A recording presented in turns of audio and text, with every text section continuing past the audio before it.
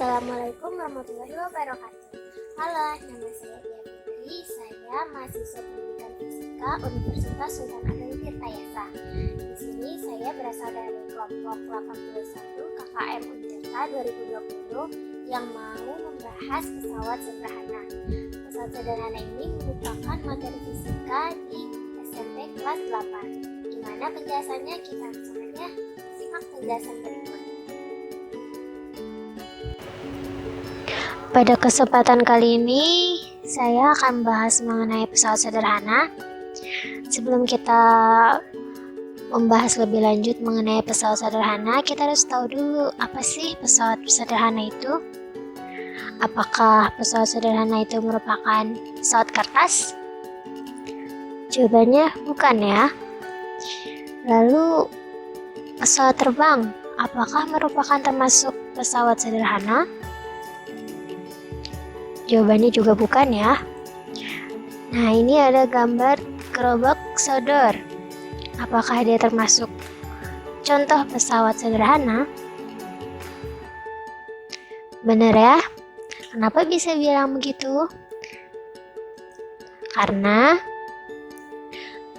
pesawat sederhana itu sebenarnya adalah alat bantu sederhana yang digunakan untuk mempermudah pekerjaan manusia. Nah, di sini ada istilah-istilah dalam pesawat sederhana. Yang pertama, ada titik tumpu, yaitu titik yang menjadi tumpuan beban dan sifatnya tetap. Kemudian ada titik beban, yaitu tempat melekatnya beban. Yang ketiga, ada titik kuasa, yaitu tempat diberikannya gaya kuasa atau gaya yang kita berikan. Sekarang kita masuk ke jenis-jenis pesawat sederhana. Ada beberapa, yaitu ada katrol, roda berporos, bidang miring, dan tuas atau pengungkit. Kita bahas jenis katrol dulu. Katrol itu merupakan pesawat sederhana yang berbentuk roda dan bergerak berputar pada porosnya. Berdasarkan kedudukannya, ada beberapa katrol, yaitu pertama ada katrol tetap. Katrol tetap itu merupakan katrol yang tidak bergerak ketika digunakan, karena dia menempel pada sesuatu, contohnya itu timba air. Kemudian ada katrol bebas. Katrol bebas ini merupakan katrol yang dapat bergerak ketika digunakan. Kemudian ada katrol majemuk. Katrol ini merupakan katrol-katrol yang bersusun dan terdiri dari katrol bebas, katrol tetap, ataupun katrol yang sejenis. Contohnya di sini ada gambar crawl crane, yaitu sejenis alat untuk mengangkat beban yang biasanya ada di pelabuhan ataupun proyek bangunan yang cukup besar. Di sini dia terdiri dari katrol bebas dan katrol tetap. Keuntungan mekanis dari pesawat sederhana.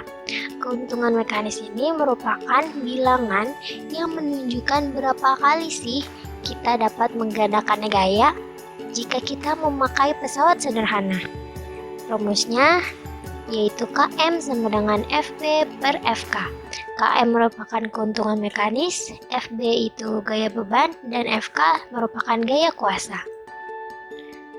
Pada katrol, keuntungan mekanisnya dapat kita tentukan sebagai berikut. Karena besarnya gaya beban sama dengan gaya kuasa, atau FB sama dengan FK, maka keuntungan mekanisnya dapat dirumuskan FB sama dengan LB per LK, atau KM sama dengan FB per FK sama dengan LB per LK sama dengan 1. LB itu merupakan lengan beban dan LK merupakan lengan kuasa. Jadi karena besar gaya bebannya itu sama dengan gaya kuasa, maka bisa jika kita masukkan nanti hasilnya akan sama dengan 1. Kalau pada katrol bebas tunggal ya, di sini dia itu besarnya panjang lengan kuasa itu 2 kali lebih panjang dari lengan beban, sehingga KM-nya itu menjadi 2 atau KM sama dengan LK per LB sama dengan 2 LB per LB sama dengan 2. Atau rumusnya bisa kita tulis FB sama dengan 1/2 FK. Bagaimana dengan katrol majemuk? Nah, di sini ada gambar katrol majemuk ya. Katrolnya ada 1, 2, 3, 4. Di sini ada bebannya di bawah dan di sini ada gaya kuasa. Keuntungan mekanis dari katrol majemuk sama dengan jumlah tali yang menyokong berat beban. Maka rumusnya KM sama dengan N. N merupakan jumlah tali. Di sini jumlah talinya ada 1, 2, 3, 4. Berarti keuntungan mekanis dari katrol ini adalah 4. Ada contoh soal di sini sama seperti tadi ya. Berapakah besar beban yang ditarik oleh katrol majemuk tersebut? Tadi itu rumus KM sama dengan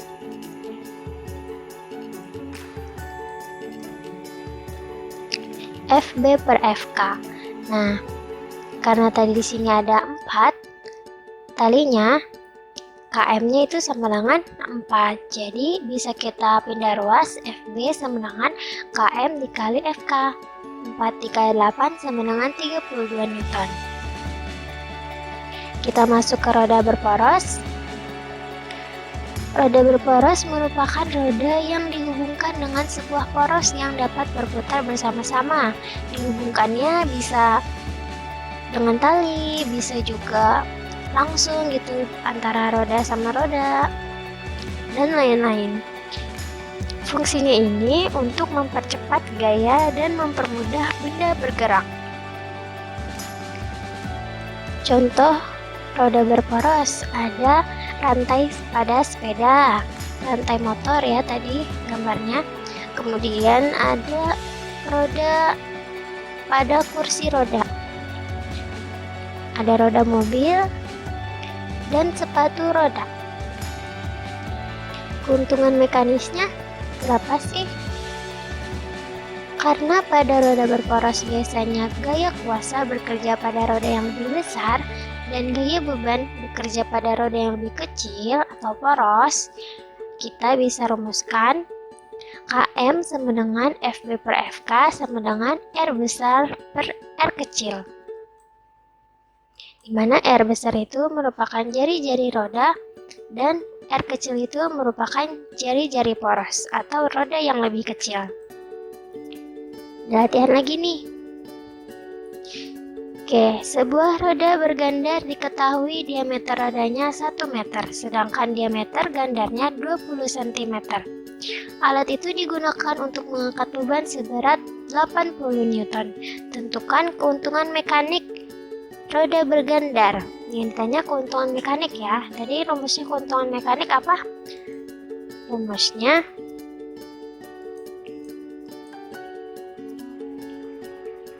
itu R besar per R kecil. Nah, kita ketahui dulu. Yang diketahui ini R besarnya 1 meter. R kecilnya 20 cm. Kita ubah konversikan ke meter jadi 0,2 meter.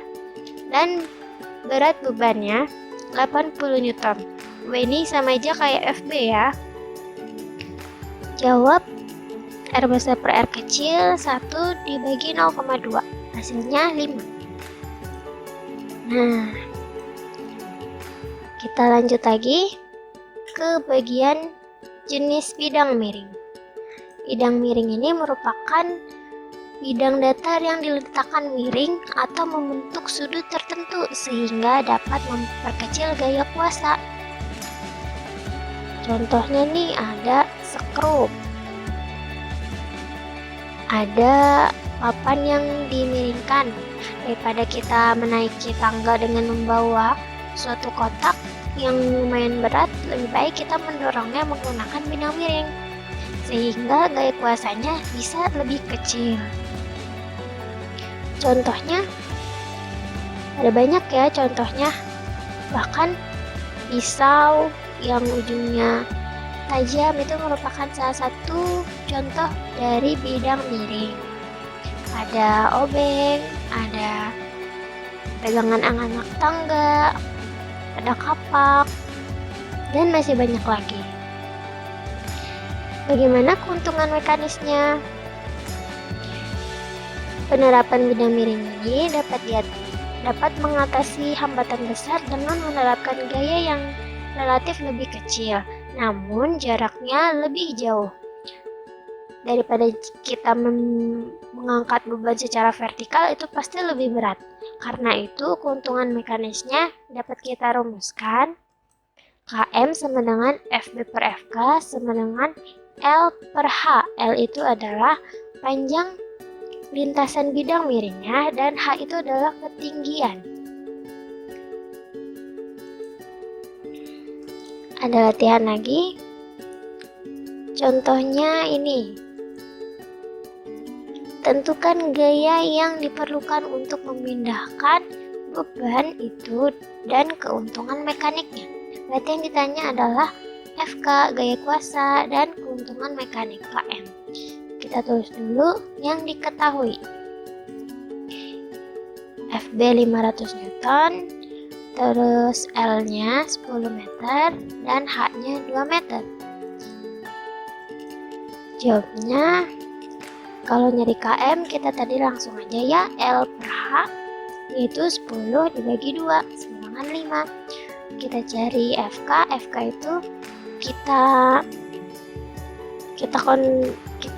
pindah ruas tadi ya kan, KM sama dengan FB per FK. Nah, kita pindah ruas, jadi KM-nya pindah, FB dibagi KM sama dengan 500 Newton dibagi 5. Jadi gaya kuasanya yang harus kita keluarkan adalah 100 Newton.